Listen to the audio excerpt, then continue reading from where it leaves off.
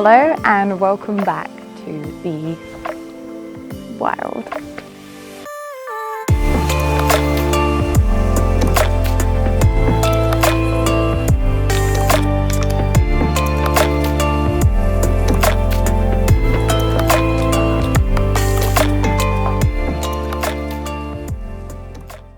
So welcome back, and you are in for a treat today because I thought, as I can't go up mountains because I dislocated one of my toes, I would take this review to a very special and a very beautiful forest, which is this one here, la, la, la.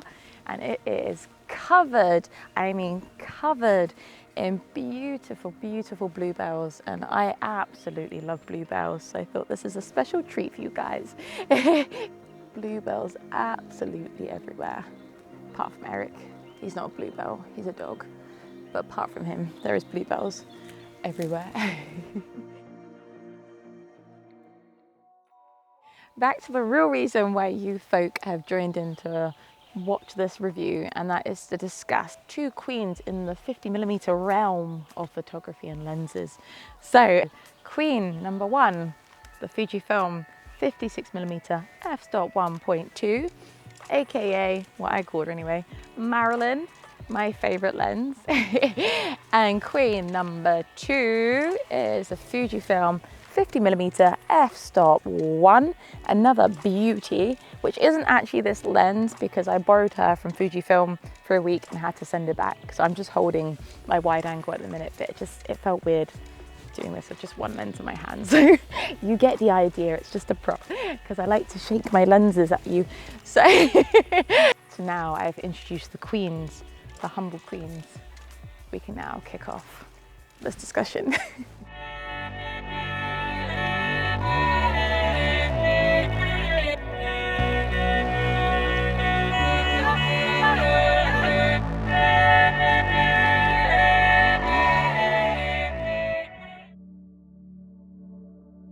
So yeah, when it comes to aperture, both of these lenses have that awesome capability of shooting at that wide and plumpy, plushy aperture, which I love shooting at. I love the dreamy vibe, the creamy background, and they both deliver on that. They're both magical, they're both graceful and elegant. And it's why my 56mm has been my favorite for many years, because it delivers on that magic. And I personally like a magical touch to my photos, that is my style. Leading on to bokeh, both of these lenses deliver stunning bokeh, like dreamy and beautiful. You cannot complain. I personally find that the 56mm just gives a little bit more clarity on the orbs of the bokeh. Both of these lenses are fantastic at wide apertures and fantastic with the bokeh. That's kind of what they were made for. I feel like it's their strong point, their beauty, and that if you can harness that into your photography, you won't be disappointed because they are stunning. So if you're looking for a lens that delivers on the wide aperture, dreamy, creamy feel, and bokeh, either of these ladies will do you absolutely fine. They are incredible. Okay, so the next point I wanted to discuss was about filming. Oh, now, you can probably tell by my face, I have loved every single second of filming with both of these lenses. I mean, I only had the 50mm for a week, but it sparked some creativity in me and I loved it. It was so fun to use and just incredible. And it's the same for the 56. The pair of these to film with are just beautiful. And this is like, again, where their strength lies. If you can use that wide aperture and get that dreamy vibe and that mystical fantasy and magic and make the most of it and utilize that to your strength, like, you will not be disappointed. And they both deliver on that. They are both magical, both mystical, beautiful queens of filming, and I have loved it.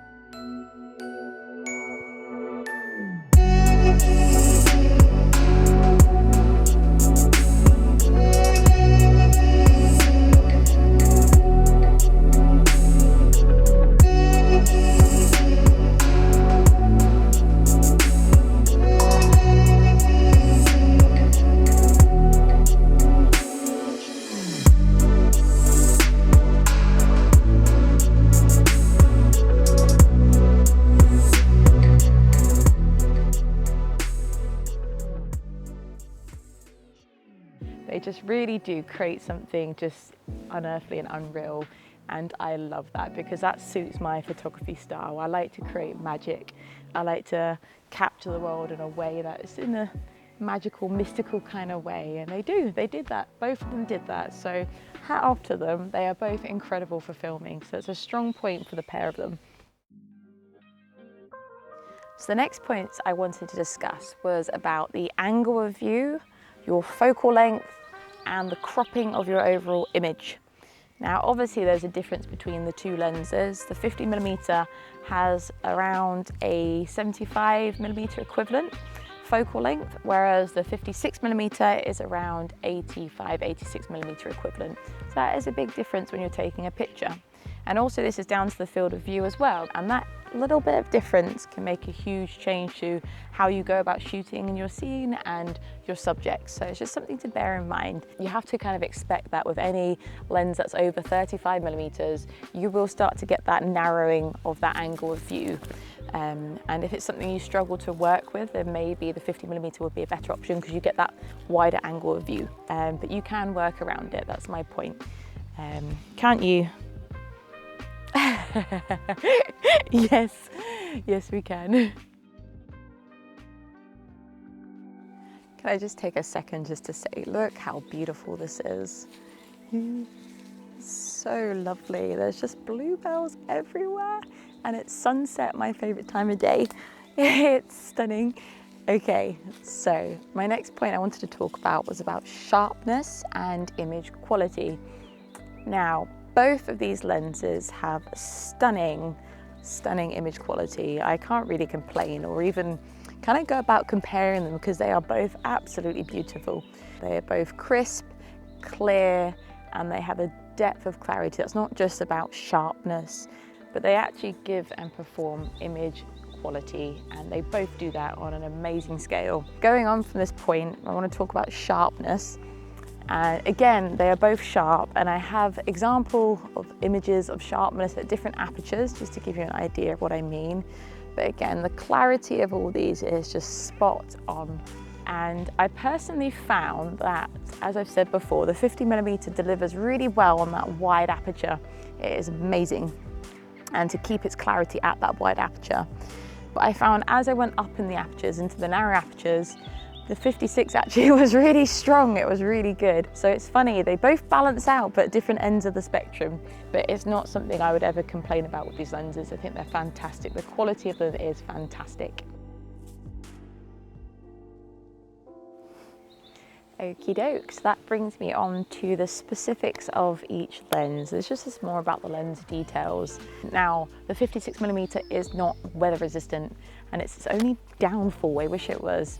But the 50mm is, and it gives you a lot of confidence shooting in all the elements, and I love having a lens that is weather resistant, and the 50mm gets top marks for that because it's a big thing. You're going to go outside.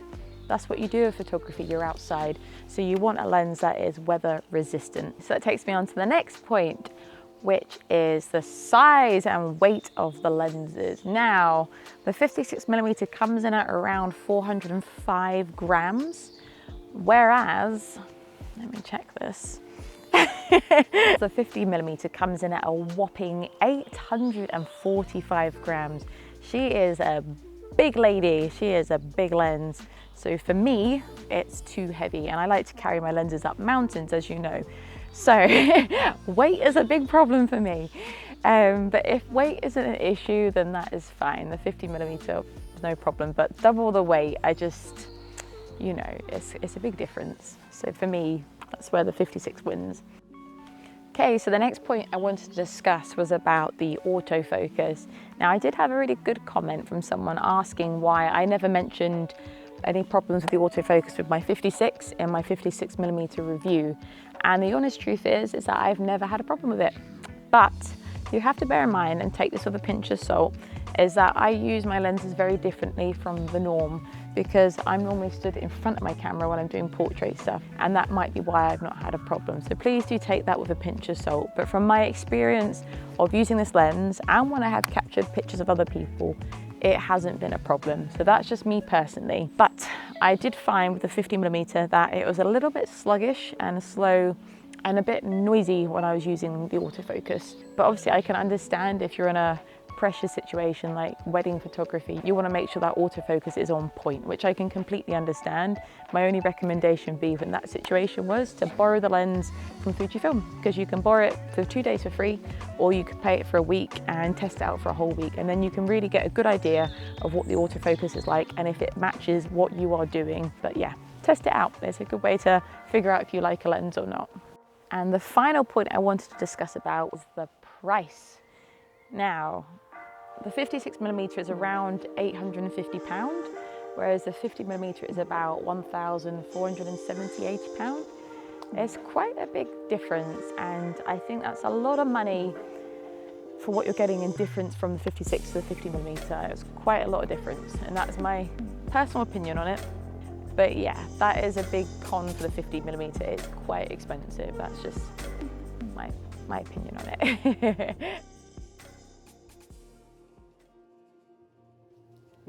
Okay, so that just leaves me to summarize this discussion about these two lenses. Now, I just wanted to make the point. I will be selecting my favorite lens in a minute, but this isn't to put down or demonize one lens and say they're better than the other. I think it's very much down to personal preference. And I say this because, in my opinion, these are two very similar lenses. They have their own strengths and they have their own lovely character and elegance. So whatever lens you have or you decide to get, I think you wouldn't be disappointed with either of them, because they are both very beautiful, very lovely. I have used the 56mm more, obviously. I've had it for a couple of years now, and I used it constantly on its own for about a year and a half, and I love it. It's a beautiful lens, and I only got to use the 50mm for a week, but in that week I thoroughly enjoyed it, and I got very creative, and it sparked a lot of magic for me, so I won't forget it for that. But for me, there is one winner, and it will always be in my heart, the 56mm, because I love this lens. I genuinely do. I think it's a fantastic lens, and maybe it's a bit of nostalgia with it. It's the lens I first started out with. I've got a lot of memories of places I've been with this lens, so maybe there's a touch of that to it as well. But I'd be interested to know what you think. Would you prefer the 50mm or the 56? And let me know your reasons why. My reasons are, I love this. I love its character, its classic vibe, its elegance, its sharpness and image quality, and its dreaminess. And thank you for watching as always. Stay awesome, stay wild, stay you, and keep smiling, keep taking pictures, and keep having a fabulous time. And I shall see you next time. Goodbye for now. Bye-bye.